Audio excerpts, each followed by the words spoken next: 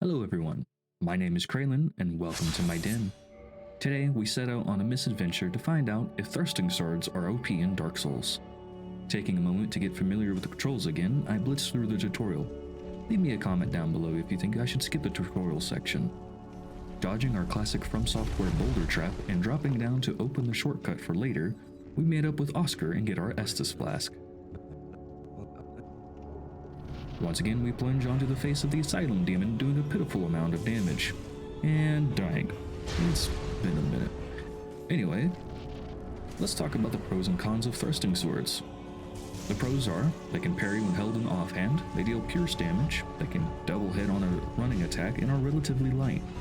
The cons are, they bounce really easy, they have no kick attack, and don't do much poise damage. We'll see why that's a problem later on. When I do fists only, I hope y'all don't mind if I cheat in an item to help out.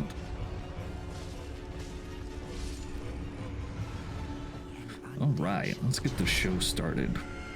Ow, my knees!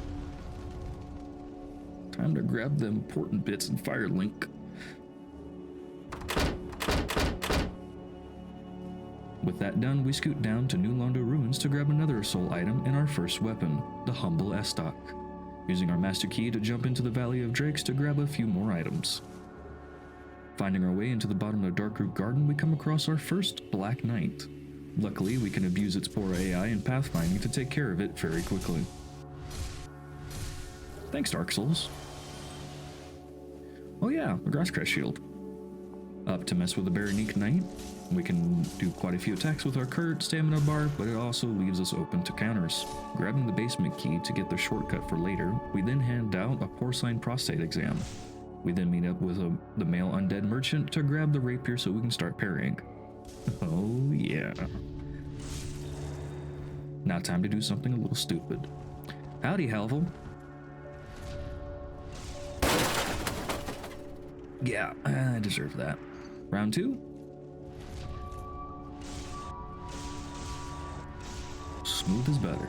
Have to deal with the Taurus demon, taking out the archers first, grabbing his attention, looping up the sword, and dropping on his face, and then a few more pokes. That's all it took.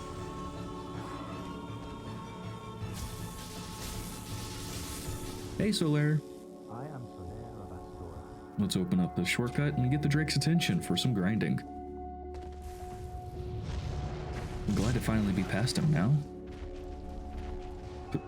Please go away now. Time to release Lautrec. Going back to Firelink Shrine, I find Lautrec, and since I can't kick him off, I have to fight him. I would say it was an epic battle between two warriors, but it was a lot of hit and run tactics, backstabs, and circling. With him gone, I can now have the Fap Ring. Climbing my way up to the gargoyles, I lube up, start the butchering, then get turned into a flame-broiled smash burger. In the second round, I hardly learn from my mistakes, and I get smashed again. But in a retaliatory response, I show why I think thrusting swords are pretty decent by four-shotting the first gargoyle. The second one stood no chance either. Man, why are these bells always so loud? I need to slow down sometimes. Oh look, the Mercy weapon, aka the Mailbreaker. Won't be using it, but good to have anyways. Time for Capra. Dashing up the stairs to deal with the dogs, I drop on Capra's head and dealing quite a bit of damage. If it works, we do it again. Delving into the depths to grab the large ember and to save Laurentius. Blitzing through to the dragon. He is cute for like 5 seconds, then a nightmare, sacking his dingle of a dead and dealing a decent portion of damage. I circle around to grab his tail, finishing off the dragon with pot shots and hit and run tactics again. Dashing into the garden, we find the secret bonfire. We then scour for the wolf ring and iconic armor. Now I know I don't need to fight the butterfly, but I am a whore for levels. But just like always, the darn thing just floats around for a long time.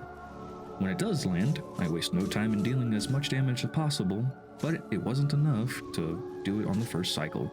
Luckily, on the second landing, I finished it off. Splashing our way down to Blighttown, I become human to take care of Mildred. Just need to wait for her to get here. And any day now. Getting to Waylock's domain, I waste no time laying on the damage. But in my hubris, I made a serious rookie mistake and didn't pay attention to my surroundings. I'm just doing more quest depths with Trying to waste as little time as possible, I rush and get promptly reminded that this is, in fact, Dark Souls. Trying once more and actually focusing on what I'm doing and not the conversation I was having while recording, I ended up being hyper-aggressive this time. This is actually a helpful tactic depending on the boss.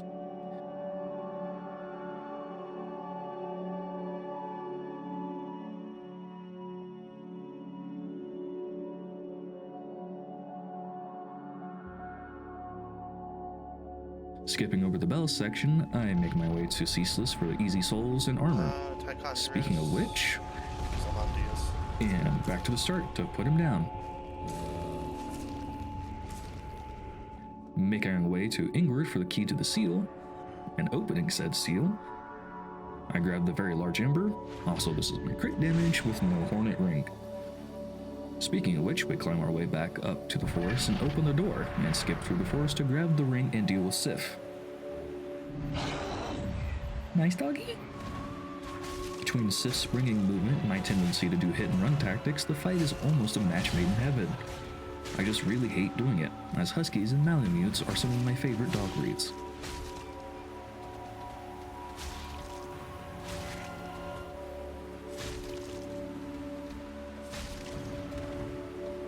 Since I am in the forest, I go down to what was Caliban's boss arena and fight the Hydra. Why? Mostly because I want the souls. I am also playing around with editing, but also because we need to clear him out to grab Dusk so I can get into the DLC later. Speaking of Dusk, did you know the crystal golems take a surprising amount of piercing damage?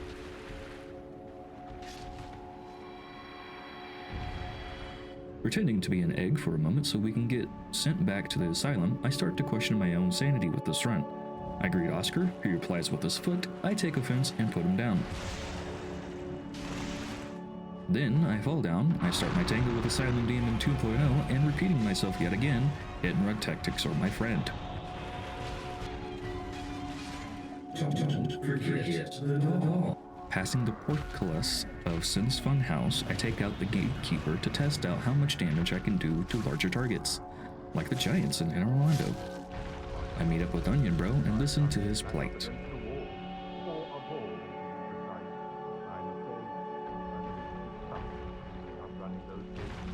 So here I sit, quite a little, weighing my options, so to speak. Making our way to the top of Sins, I take out the Bonthorn Giant and find that I can do a decent amount of damage. Then I take out the Fresh Prince, proving the S-Stock is better than his heirloom gear. Starting in the Iron Golem, I'm assuming that it would be a much harder fight than it was. I was worried that my attacks would bounce because of his armor, but just like Crystal Golems, he takes a surprising amount of damage from piercing. Transporting up to Anne Orlando, I meet the third of 4 gargoyles and take him out somewhat swiftly.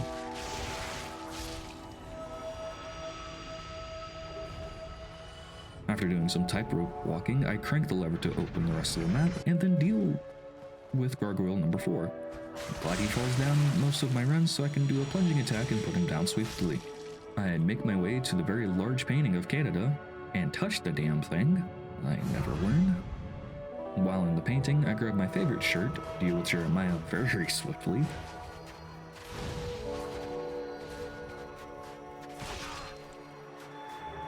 Opening the way forward, yes, I use the lever in the sewer. I find some of the Dark Souls community's favorite waifu. I then try to take her tail, which goes poorly for me. By the way, if you're having trouble with her, look for the footprints in the snow. And with a few final thrusts, I finish off Priscilla and take my own plunge out of the painting. Sprinting up to deal with the cheesiest of mob placements, I too show off some cheese. I meet up with Solaire and find out he may have a crush on me. If I didn't know better, I'd think you had feelings for me. Oh, dear me, pretend you didn't hear that. I find the onion bro in quite a pickle again. I prove to the Silver Knights why I'm already considering thrusting swords OP. I inform the onion of my deeds and get a poor reward for this late in the game and getting a warning. Alright, off to fight ONS, the make or break of most runs. The reality check, the most agonizing hours somebody can spend to proceed, the end of many of my runs. And Orm's dead. After being swatted in the air, I take the time to contemplate that it would have been a better idea to kill Small first so I could get the Leo ring, as the ring deals extra counter damage for piercing weapons. Maybe the double tap run attacks would have been stronger. After claiming victory over Super Smo, I meet with the princess and get the power of teleportation. Screw you, you silly snake! Placing an ward vessel, I signal to the remaining bosses to be ready to be poked to death. Hopefully it's smooth sailing. First on the chopping block is the Four Kings. Let's just say they go down with very little to no hassle. This time I did get 4 kings, but barely. Up to the Dukes to grab the pendant, proving once again in this run that Crystal is no match for piercing. Take a mandatory death, wake up in prison. I find the key to my escape, climb up a decent length ladder, and breathe in some fresh air. I grab the worst bonfire, crank another lever, and with this many Estus, I decide to fight Cease. I start the fight by wasting stamina because the crystal hadn't been broken yet, but luckily I was able to stack the damage on afterwards and recoup the amount lost. And after stepping back from his crystal caltrops, I came in for the final blow. Going down to the catacombs, I meet up with Tom 1, push a lever, meet Tom 2, then Tom 3, finding a farming implement, take out Tom 4, can't forget Tom 5, grabbing the Arcmoon ring. I then backtrack to say hello to Vamos.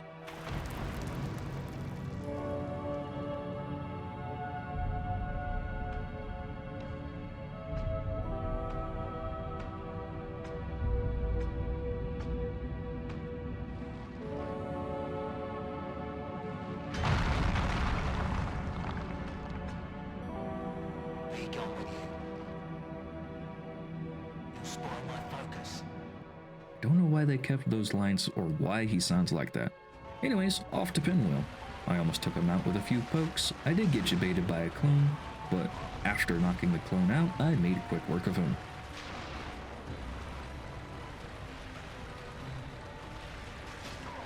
After making my way to the Tomb of the Giants, holding up the lantern I was lucky enough to acquire in the catacombs, I sprint off into the direction of Nito. Just so y'all are aware that this is what I normally do, hope you learn to do strat. Waiting for Leroy to spawn and find out he put all his stat points into his bonk stick. I take the plunge into Nito's grave, expecting a wreckfest, but once again, I do the tried and true method of hit and run. Took a few more rounds and heals than I wanted, but eventually we got it done. Nito did help clearing out of skeletons though.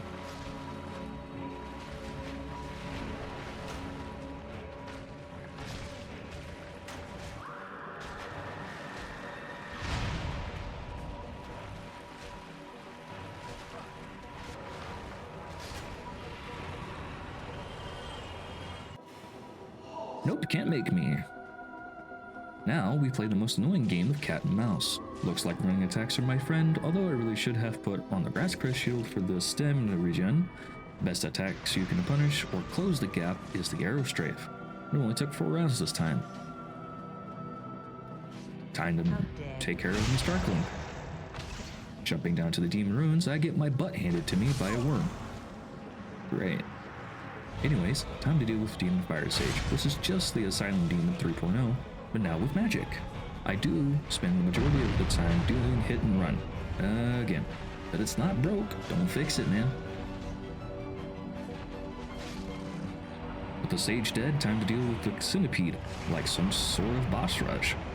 After booking off to the right hand side of the arena, it's so much better to fight the glowing bug here instead of at the door. After poking his ankles a few times and playing Don't Get Squashed, he legit acts more like a cricket than a centipede. I managed to break one of his arms off and get the lava walk ring. I quickly finish him off to get it over with.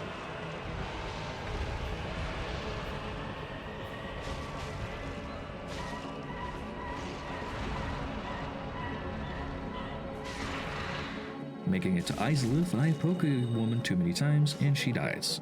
Don't tell my girlfriend. I then put Solar down, better me than anyone else.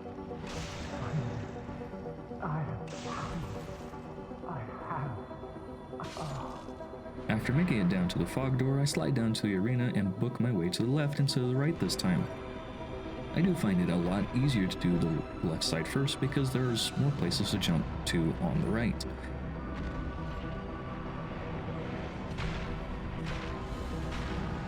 Speaking of which, I make the first jump and then get flapped. Why did they make this boss again?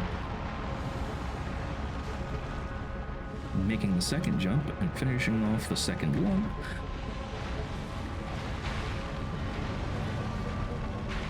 I'm on a new record for this boss, but Dark Souls has jokes and kills me in the most annoying way possible for this boss. On the third official attempt, I break through the roots and squash the bug. I really should stop touching things. To the DLC, I start off with fighting the Sanctuary Guardian. I get so close to actually defeating it on the first try, but my hubris and light armor do me in. And I try again, and being more aggressive, I stack on the damage, which is amazing considering the DLC bosses tend to have higher resistances. Mostly elemental, but they are tough.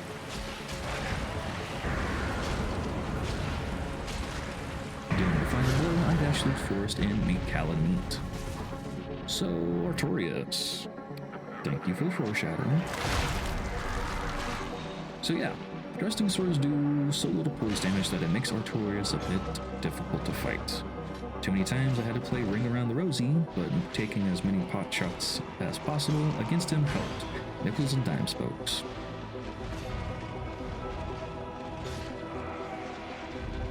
Onwards to the granddaddy of overpowered bosses, Manus, which wouldn't be so bad if he didn't get to randomly stretch his limbs. On our next trip, I figured if being aggressive helped before, might as well do it again, right? And oh boy, did that work. I don't know why being more aggressive and having a decently fast weapon to do bot shots works so well. Splashing down to the area where the Hydra settles, and much later in the timeline, yes, we time traveled, keep up, we get to have a glorious battle with Calamite being short weapons and completionists. And just like everything else with this run, we do hit and run tactics and pot shots till he's whittled down to nothing. Boarding back to the altar, I drop in the soul keys, open the door of bright lights, and make my way to Gwyn, taking care of his guards one crit at a time till I have reached him.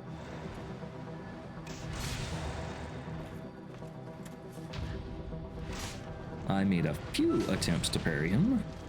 I thought I was going to have to restart the fight, but I managed to get the first parry off, which gave me enough time to heal.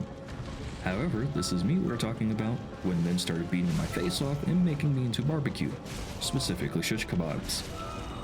On our second attempt, I managed to parry his opening flying attack, which made me overconfident, and when he swung his sword again, I completely missed the parry, got slapped twice for it. Getting off the second parry, Gwyn is now at half health, I then healed, which apparently made Gwyn pissed because he quickly removed all of the healing I did before getting parried again. I almost got turned back into a kebab, again, actually twice, but taking no more punishment, I made my final parry and finished off Gwyn. So in conclusion, I can somewhat confidently say that thrusting swords are indeed mildly OP. I really don't have any complaints for the weapon group. They can parry with decent damage, the F-Stock does have quite a decent range, and a unique animation. The only problem I had with them is the low to no poise damage. Thank you for watching. If you enjoyed, please consider liking the video and subscribing as it helps me out greatly. And with that, I'll see you all in the next one.